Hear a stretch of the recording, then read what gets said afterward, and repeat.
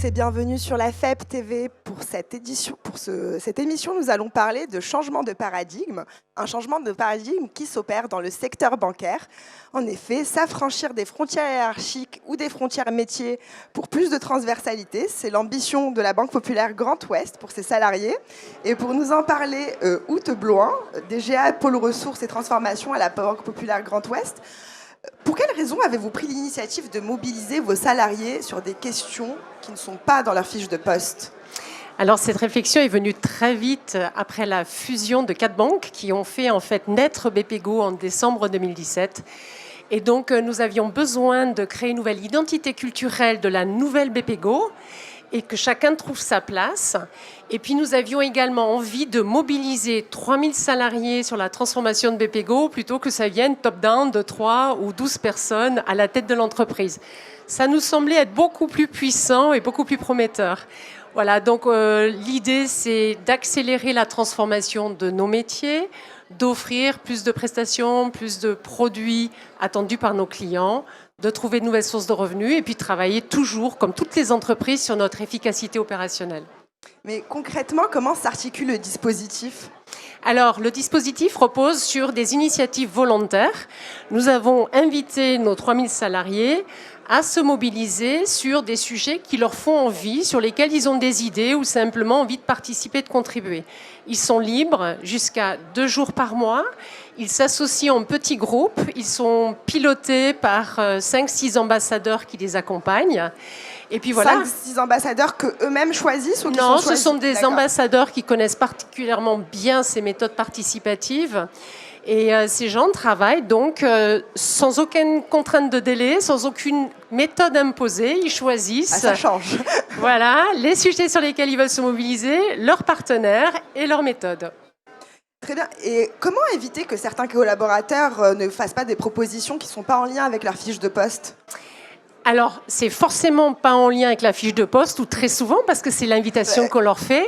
Mais comment éviter, je crois comprendre la question que vous voulez me poser. Excusez-moi, oui, je voulais dire qu'il ne serait pas en fait applicable au sein de la banque. Ou pas utile, ou pas pertinente. Voilà. Alors, effectivement, je l'ai dit tout à l'heure, la méthode est libre. On leur a quand même demandé quelque chose.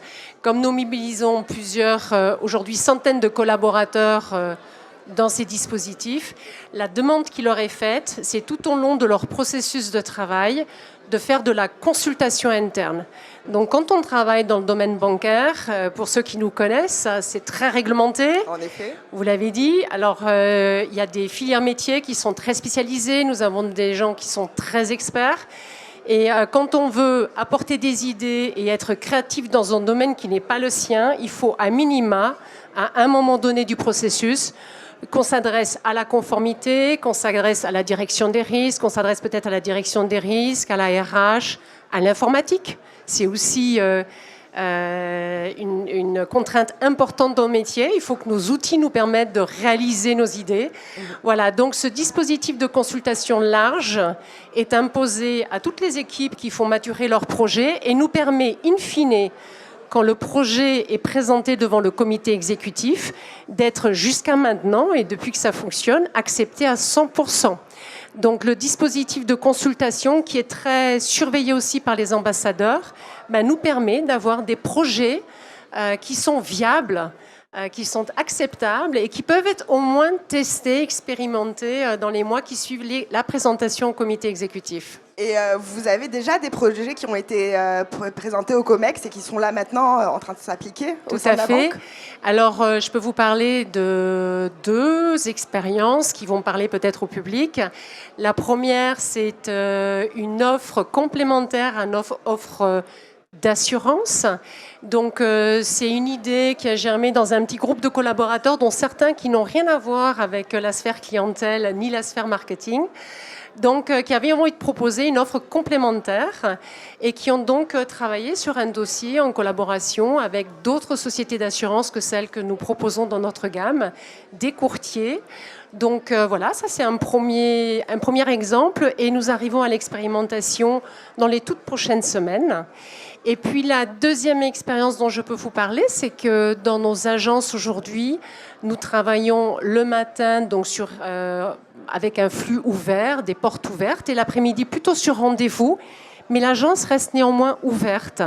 Et pour que le client qui vienne, alors que les collaborateurs de la banque sont souvent en rendez-vous au téléphone, pour qu'il soit bien accueilli, il a une borne interactive qui est actuellement en test sur plusieurs sites dans notre réseau, qui lui permet de prendre rendez-vous, de poser des questions, d'avoir des informations produits, d'être en interaction donc avec la banque, avec un conseiller virtuel. Il y a un produit d'intelligence virtuelle qui est embarqué. Bien sûr. Et ça permet d'accueillir de façon qualitative un client qui voit que l'agence est ouverte, mais il n'y a personne à la borne d'accueil. Voilà. Ça, c'est, Oui, c'est vrai, on voit ça se dessiner dans plusieurs banques aussi. Voilà. Et au-delà de l'innovation participative, est-ce qu'il y a d'autres sujets sur lesquels les salariés veulent s'impliquer?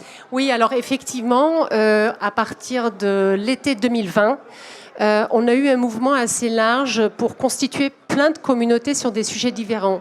Donc nous avons l'innovation participative, nous avons les sujets qui sont liés au développement durable et à la responsabilité sociétale et environnementale de notre entreprise. Nous avons plus de 150 volontaires qui travaillent sur la communauté Respire, oui, tout à fait, avec différents collègues. Et puis surtout, ce qui est intéressant, c'est que cette communauté, elle est ouverte sur l'écosystème et que nos collègues, nos équipes travaillent avec des équipes d'autres entreprises sur ces sujets Respire. Ah d'accord. Quel type d'entreprise exactement?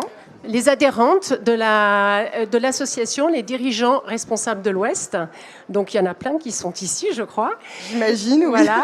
Donc, une autre communauté interne. Nous avons des communautés internes autour des formateurs internes. Nous avons beaucoup de gens très expérimentés qui ont fait l'effort depuis quelques mois de recenser les compétences sur lesquelles ils pouvaient être mobilisés en formation interne auprès de leurs collègues. Ça nous évite de faire réaliser des formations par des intervenants externes qui ne connaissent pas notre ADN, qui ne connaissent pas notre écosystème et qui ne connaissent pas forcément nos valeurs.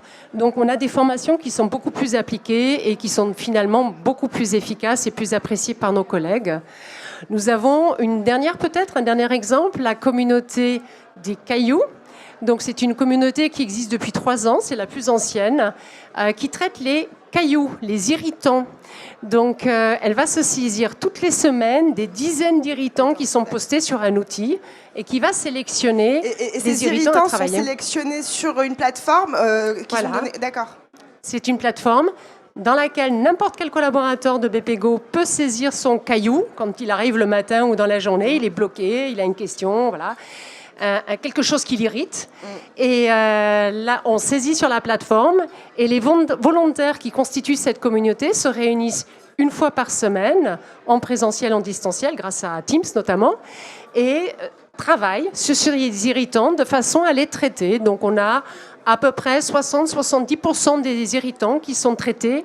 Il y en a toujours un certain nombre irréductible parce que nos contraintes réglementaires ou outils ne nous permettent pas de donner satisfaction. Mais on avance bien. Très bien, merci Aude de Grésan. Un véritable nouveau paradigme dans la banque.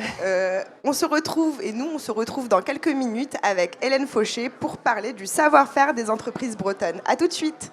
Merci.